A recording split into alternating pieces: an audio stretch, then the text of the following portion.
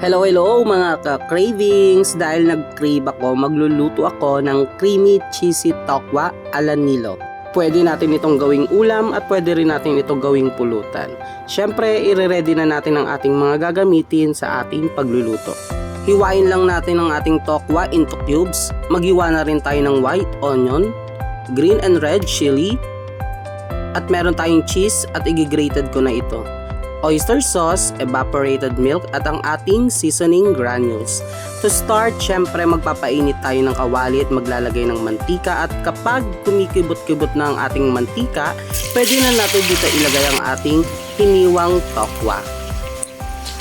Piprituin lang natin ito mga ka-cravings hanggang mag-golden brown ito. Kapag ganito ang hiwa ng ating mga tokwa mga ka-cravings, medyo matagal itong maluto kaya iset natin yung apoy sa malakas.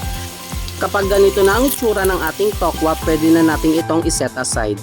Sa same pan, tinanggalan ko lang yan ng mantika at naglagay ako dito ng butter. At magigisa na tayo dito ng ating puting sibuyas at ilalagay ko na rin yung ating mga sili. Haluin lang natin ito ng bahagya at igisa. And then after nyan, pwede na natin dito ilagay ang ating evaporated milk. Isisimmer lang natin to for at least 1 minute. And then, at this point, pwede na tayo maglagay ng ating mga granules. White pepper, garlic powder, and of course, Spanish paprika. Pwede na natin ilagay dito yung ating grated cheese. Halu-haluin lang natin to hanggang matunaw yung ating nilagay na cheese.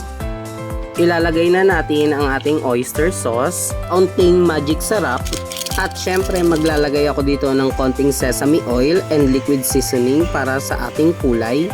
And then simmer for at least 1 minute. And then add water if needed.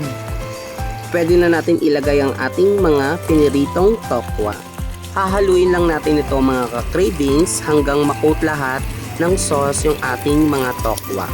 And there you have it. Ready to serve na ang ating creamy cheesy tokwa ala Nilo.